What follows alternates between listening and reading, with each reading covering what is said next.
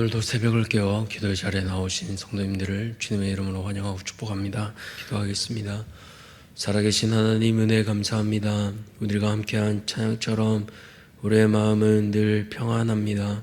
그 평안은 환경에 달려있지 않고 우리와 함께 하시는 예수 그리스도 한 분만으로 평안함을 이 아침에 이 새벽에 다시 한번 고백합니다. 사랑하는 주님, 우리의 마음속에 날마다 좌정하여 주셔서 세상이 누릴 수 없는 그 평안을 우리에게 허락하여 주시옵소서. 우리 인생에 만나는 고난마다 우리를 좌절케 하고 낙심케 할 때가 있음을 정직히 고백합니다. 그러나 주님, 고난은 변장된 축복임을 기억하며 하나님 그 고난의 포장지를 잘 벗겨내어 하나님이 주시는 온전한 선물을 받고 누릴 수 있는 우리 사랑하는 대한가족들 모두 되게 도와주시옵소서. 주님, 특별히 이 시간 다음 세대를 위하여 기도합니다. 선교지와 같이 된 그 다음 세대 가운데 하나님, 우리 사람의 눈으로 볼 땐 소망이 없음을 정직히 고백합니다. 그러나 주님, 한 사람 한 사람을 들어 쓰셔서 요셉과 같이, 다니엘과 같이, 하나님 사무엘과 같이 하나님의 쓰시기에 합당한 종들 될 수 있도록 하나님, 우리 사랑하는 다음 세대를 붙잡아 주시옵소서. 그를 위하여 준비하고 수고하는 우리 모든 교사들과 우리 목회자들을 기억하여 주셔서 한 사람이 변화됨으로 세상이 변화됨을 우리가 목도할 수 있도록 은혜 베풀어 주시기를 간절히 소망합니다. 하나님, 특별히 구역장들을 붙잡아 주시고 사랑하는 구역원들을 사랑으로 돌보게 도와주시옵소서. 다른 사람을 사랑하는 것 어찌 쉽겠습니까?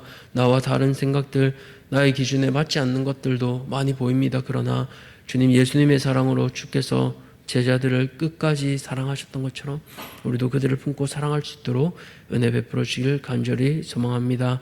하나님, 또한 우리 사랑하는 우리 담임 목사님을 붙잡아 주시고 건강을 지켜주시며 하나님 맡겨주신 이 목양 사역들을 잘 감당할 수 있도록 도와주시옵소서. 사람을 품고 매일 기도하는 일들이 쉽지 않지만 하나님께서 변화시키실 것을 기대하며 끝까지 주의 사랑으로 목양하며 사랑하며 품을 수 있는 우리 담임 목사님 되도록 은혜 더하여 주시길 간절히 소망합니다. 우리 사랑하는 환우들도 붙잡아 주시고 각자의 질병으로 인하여 각자의 자리에 있습니다. 각자 처한 환경은 다르지만 주님이 이 시간 찾아가 주시고 위로하여 주셔서 세상이 줄 수 없는 평안을 주시고 위로를 주시고 하나님, 예수님께서 가셔서 손대니 깨끗이 치유받은 것처럼 오늘도 그 놀라운 역사가 이어지는 날 될 수 있도록 하나님 은혜 더하여 주시옵소서.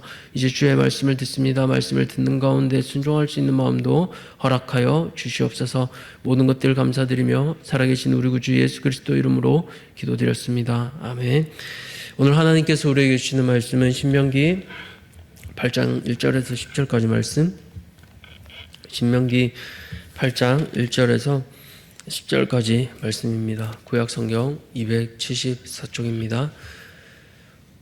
신명기 8장 1절에서 10절까지 말씀, 우리 다 찾으셨으면 우리 함께 교독하겠습니다.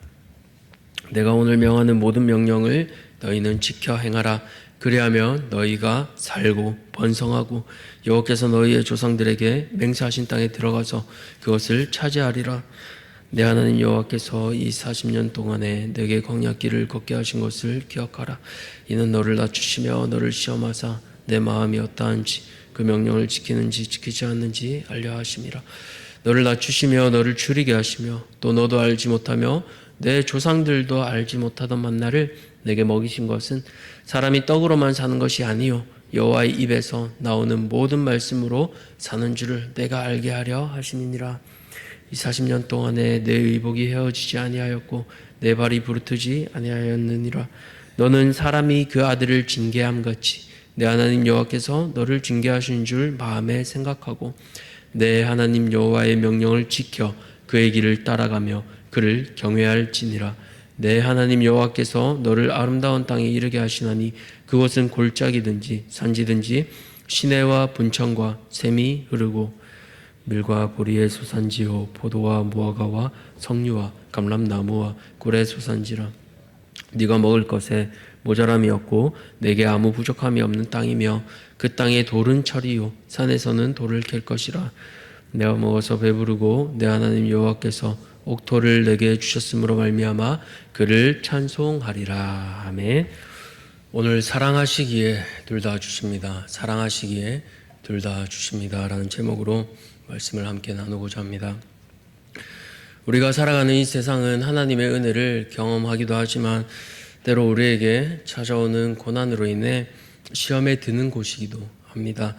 그래서 광야 같은 이 세상에서 우리는 천국이라는 가나안 땅에 들어가기까지 끊임없는 믿음의 훈련, 또 믿음의 여정이 요구되는데요. 특별히 오늘 우리에게 주시는 이 신명기 말씀을 통해서 광야와 같은 이 세상, 또 하나님께서 우리에게 주시는 은혜가 무엇인지 우리가 말씀을 통해 함께 상고하고자 합니다.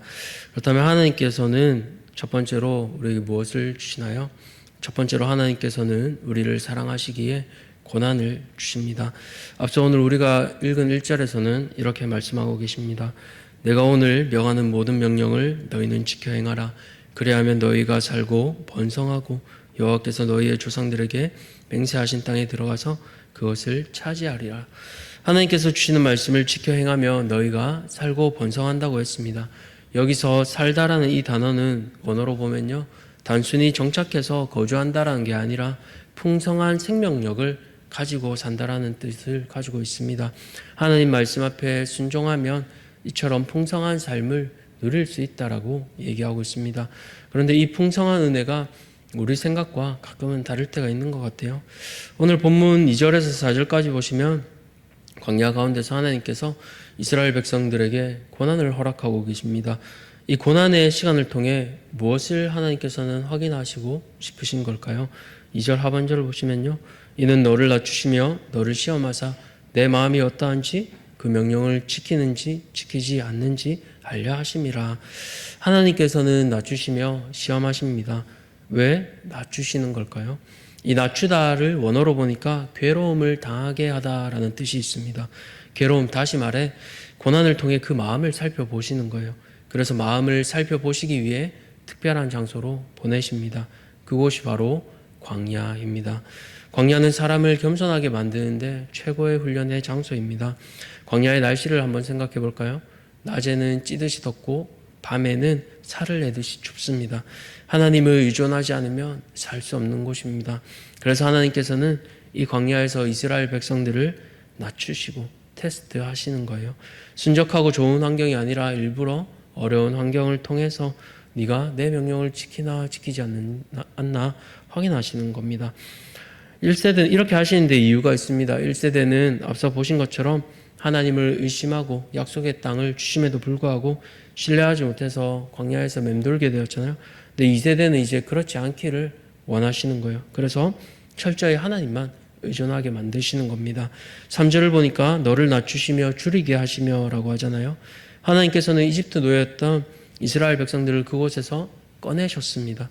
다시 말해 먹고 살 수 있는 땅에서 끄집어내셔서 하나님의 백성들로 빚어 가시잖아요. 그 가운데 주림이, 배고픔이 훈련으로 주어집니다. 그러니까 당연히 힘들지요. 이집트에서는 일은 힘들어도 굶지는 않았잖아요. 그런데 광야에서 배고프면 어떻게 먹을 걸 구할 수 있습니까? 그러니 자연스레 불평이 나오는 거예요. 광야에서는 농사 지을 수도 없고 사냥하기도 힘들잖아요. 그런 환경, 불평이 저절로 나오는 환경 가운데서 하나님께서 매일매일 먹고 살 수 있을 만큼 부족하지 않도록 만나를 주십니다. 이 만나를 통해 하나님께서 말씀하시지요. 내가 알게 하려 함이라. 오늘 3절을 보시면 3번 반복되고 있는 동사가 있습니다. 바로 알다라는 동사입니다. 그런데 앞뒤로 조금씩 차이가 있지요. 앞서는 너도 알지 못하며 내 조상들도 알지 못하던, 그러니까 2세대도 알지 못하고 1세대도 알지 못하던 그런 음식인 만나로 하나님이 먹이셨어요. 만나의 뜻은 이게 뭐야 라는 뜻입니다. 이게 뭐야? 우리는 전에 알지 못하던 게 있네. 인간적인 생각으로 광야에서 먹고 살려면 농사를 짓든지 사냥을 하든지 해야 하는데 그게 아니라 하나님이 주시잖아요. 그래서 민수기 11장을 보니까 매일 밤에 이슬과 함께 진영에 내렸습니다. 그러니까 먹을 걸 구할 수 없는 환경인데 하나님께서 매일매일 먹고 살 수 있을 만큼 조금도 부족하지 않도록 채워주십니다. 이 만나를 통해 하나님께서 무엇을 말씀하십니까? 우리 3절 말씀 뜻을 생각하며 함께 읽겠습니다. 시작. 너도 알지 못하며 내 조상들도 알지 못하던 만나를 내게 먹이신 것은 사람이 떡으로만 사는 것이 아니요 여호와의 입에서 나오는 모든 말씀으로 사는 줄을 네가 알게 하려 하심이니라. 아멘. 그렇습니다. 하나님께서는 만나를 통해 알려주시는 거예요. 네 인생 네 힘으로 사는 게 아니다. 내가 책임진다. 이것을 두 글자로 바꾸면 은혜잖아요. 이 하나님의 은혜는 또 무엇을 통해 나타납니까? 하나님의 말씀을 통해 나타나잖아요. 그래서 하나님께서 이 표현을 여호와의 입에서 나오는 모든 말씀으로 표현하고 계십니다. 왜 다른 표현이 많은데 여호와의 입일까요? 세상의 시작을 말씀으로 창조하신 하나님, 그 하나님의 입을 통해, 그분의 말씀을 통해 이 세상 만물을 지으신 하나님께서 못하실 것 없으신 전능하신 하나님이심을 보여주신 겁니다. 그 하나님께서 40년 동안에 의복이 헤어지지 않게 하셨고 발이 부르트지 않게 하셨다라고 합니다. 지속적으로 옷을 공급하시고 신발을 주셨습니다. 아마 광야 가운데 있는 다른 족속들과 물물교환 등을 통해서 공급해 주신 것 같아요. 이처럼 생존할 수 없을 것만 같던 광야에서도 하나님께서는 그분의 자녀들을 사랑하셔서 먹이시고 입히심으로 지키셨습니다. 그렇게 돌보시는 그 하나님의 은혜를 우리가 기억하길 원합니다. 사랑하는 성도님들, 광야길을 걷고 계십니까? 하나님께서는 이 광야길을 통해 우리를 낮추십니다.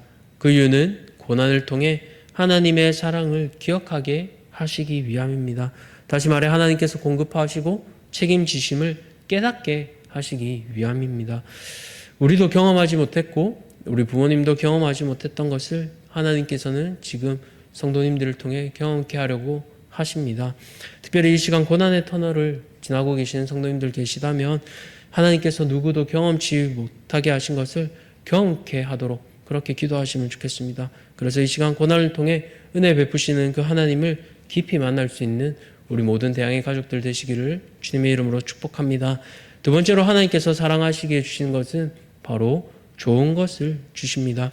이제 7절에서 10절까지는요. 들어가면 누릴 가나안 땅의 풍요로움을 보여주고 있습니다. 여기서 7절 시작도 아름다운 땅으로 시작하고요. 끝도 10절에 나오는 옥토로 끝을 맺고 있습니다. 그 사이에 5번이나 땅에 관해서 말하고 있는데요. 원어로 보면 모세는 이 땅에 관해서 총 7차례 얘기하고 있습니다. 성경에서 7은 완전수잖아요. 그러니까 하나님께서 약속하신 이 약속의 땅이 얼마나 좋은지를 모세가 7번 얘기하는 것을 통해 극찬하고 있는 거예요. 그래서 그 땅은 어떤 땅입니까? 7절을 보니까 아름다운 땅이다 라고 합니다. 이런 아름다운 땅의 특징은 무엇일까요? 7절 하반절을 보시면 먼저 물이 풍부하잖아요. 지금 이 세대는 가나안 입선 전 광야에 있습니다. 모압 평지에 있습니다. 이 광야에서 제일 큰 어려움은 먹는 것과 더불어 마시는 문제잖아요. 쉽게 말해서 늘 물이 부족한 물 부족 국가입니다. 그런데 가나안에 들어가면 어때요? 골짜기든지 산지든지 시내와 분천과 샘이 흐르고 물이 세 종류나 골짜기든지 산지든지 다 있는 거예요. 시내는 계절마다 흐르는 계절천이고요. 분천은 이렇게 샘는 솟물입니다. 또 샘은 지하수예요. 그러니까 삼중으로 물 걱정할 필요가 없는 거예요. 먹는 문제는 어떻습니까? 또 7가지를 자랑하고 있습니다. 밀과 보리의 소산지, 밀과 보리는 이스라엘 백성들의 주식입니다. 또 포도는 포도주를 만드는 주 원료고요. 무화과는 이스라엘 사람들이 가장 흔하게 먹고 좋아하는 과일 중에 하나입니다. 더 나아가 석류와 감람나무 꿀까지 하나도 부족한 게 없잖아요. 근데 먹을 것에서만 그치지 않고요. 더 나아가 지하자원도 풍부합니다. 9절 하반절을 보시니까 땅의 돌은 철이요 산에서는 동을 캔다고 합니다. 무기도 만들 수 있고 산업이 발달될 수 있는 그 모든 조건을 다 갖춘 정말 아름다운 땅인 거예요. 그러니까 마실 것, 먹을 것, 발달된 문명까지 모두 다 하나님께서 허락하고 계시는 거예요. 이런 환경 가운데서 어떻게 해야 됩니까? 우리 10절 말씀 함께 읽겠습니다. 시작. 내가 먹어서 배부르고 내 하나님 여호와께서 옥토를 내게 주셨으므로 말미암아 그를 찬송하리라. 아멘. 그렇습니다. 이스라엘은 새로 얻은 풍요와 번영 속에서 마음껏 먹고 배부를 수 있는 그 기회를 얻었습니다. 이것이 자신들의 힘으로 받은 게 아니잖아요. 이것을 주신 분은 바로 하나님이세요. 하나님께서 그냥 땅도 아니고요. 옥토를 주셨다고 해요. 황무지와 같던 광야 인상에서 옥토와 같은 가나안 땅으로 들어가게 해주셨습니다. 우리로 치면 맨날 산골짜기 월세방 살다가 이제 으리으리한 90평 역세권에 들어가게 하신 거예요. 이게 누구 덕분입니까? 내가 능력이 많고 돈이 많아서가 아니라 거저 받은 은혜입니다. 하나님께서 다 열어주셨잖아요. 어떻게 감사하지 않을 수 있겠습니까? 그래서 어떻게 하라고요? 찬송하라고 합니다. 하나님을 찬양하라고 합니다. 이게 어떻게 보면 굉장히 단순한 문제 같지만요, 어려운 문제입니다. 힘들고 어려울 때는 우리가 기도하러 나옵니다. 그런데 우리가 배부르고 등 따실 때는 그때가 진짜 시험입니다. 그때 누가 인생의 주인인지를 보면 그 사람이 어떤 사람인지를 볼 수 있습니다. 누군가는 부자가 되어서도 하나님을 찬양하는데요, 누군가는 부자가 되어서 하나님을 떠나기도 합니다. 그래서 하나님께는 옥토를 내게 주셨으므로 잊지 말라고 누가 주셨는지 그것으로 말미암아 찬송하라고 하셨습니다. 사랑하는 성도님들, 어쩌면 오늘 이 풍요의 축복이 누군가에게는 공감되지 않을 수도 있겠습니다.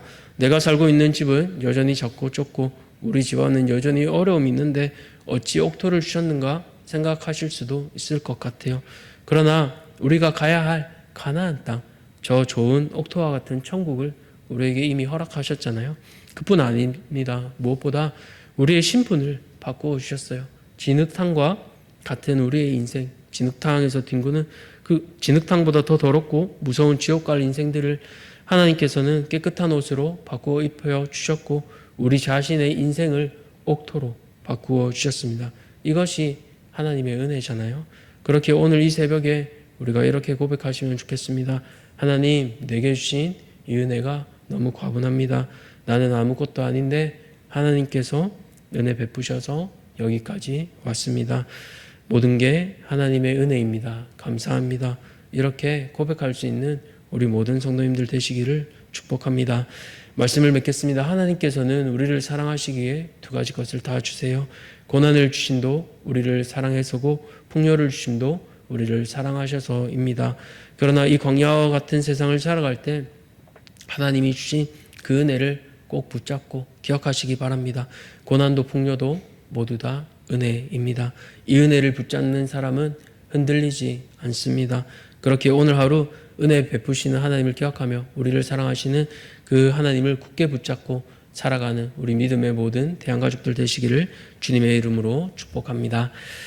살아계신 하나님 감사합니다. 우리를 사랑하시기에 오늘 신명기 말씀을 통해 둘 다 주시는 것을 보았습니다. 고난을 주심도 우리를 낮추시며 하나님의 사랑을 체험하기 위해서입니다. 깨닫기 위해서입니다. 하나님, 고난은 변장된 축복과 같아서 그 포장지만 보면 우리가 낙심하고 엎드릴 수밖에 없습니다. 그러나 그 포장지를 잘 벗겨보면 하나님이 정말로 주시고 싶은 그 내용물이 귀하게 담겨 있음을 기억합니다. 하나님, 포장지만 보고 오해하지 않게 하여 주시고 고난의 끝에 오는 그 좋은 하나님의 선물을 우리 모두 누리게 도와주시옵소서.